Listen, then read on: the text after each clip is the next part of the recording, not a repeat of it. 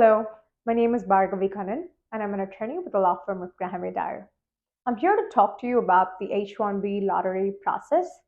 With the cap season fast approaching, I'm sure this video will be useful to you. Let's dive a bit into the background on the H1B visa program. The H1B lottery is a random selection process used to select the required number from a large pool of applicants. This program is lottery-based because the number of applicants for this visa is far more than the available number each year. There is a cap of 65,000 visas with an additional 20,000 available to graduates of US master's degree programs. So how does this lottery process work?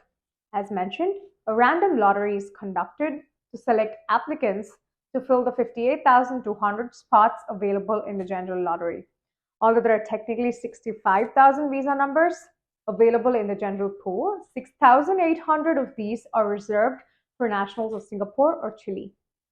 A second random lottery, that is the master's cap, is then conducted among all applicants who were not selected in the first lottery and who have advanced degrees from accredited US universities. The additional 20,000 spots are allocated during this lottery. The order in which the lotteries are conducted is important because it means that applicants with a US master's degree are entered in two separate lottery rounds and have a higher chance of being selected.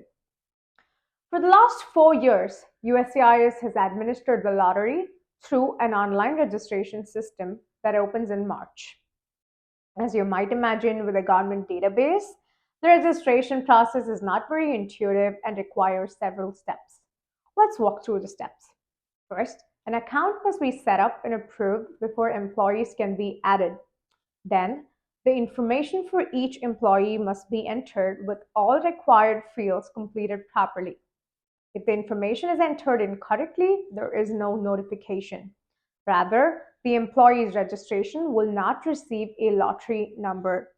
Once each employee has a lottery number assigned, that's when will you know that the employee will be properly registered.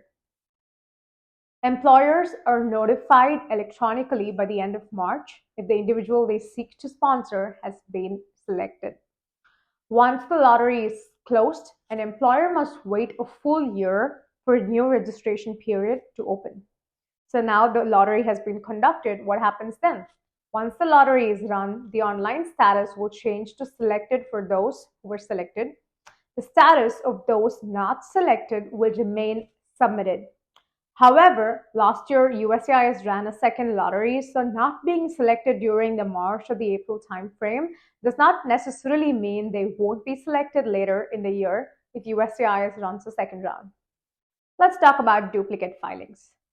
The H1B visa lottery registration process is truly random. There are no special steps that you can take to increase the odds of your selection. As long as the registration is properly submitted, the only reason your registration can be rejected is if it is identified as a duplicate registration, meaning the same employer has submitted more than one registration for the same beneficiary. However, a single individual has been allowed to file multiple registrations as long as each is done by a different employer. These have been allowed and people are incentivized to do it because it increases their chances of selection. There was a huge surge in allowed duplicate filings this year, which really threw a wrench into the whole process. It's very important to note that USCIS has proposed a rule change that would disallow duplicate filings going forward. So instead of keying a registration based on a company and a beneficiary, it would instead be connected only to the beneficiary. So the individual could have 10 companies register for them, but they would only have one shot at the lottery. We believe this would help normalize the process going forward.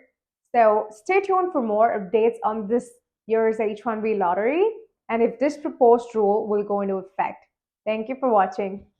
Bye.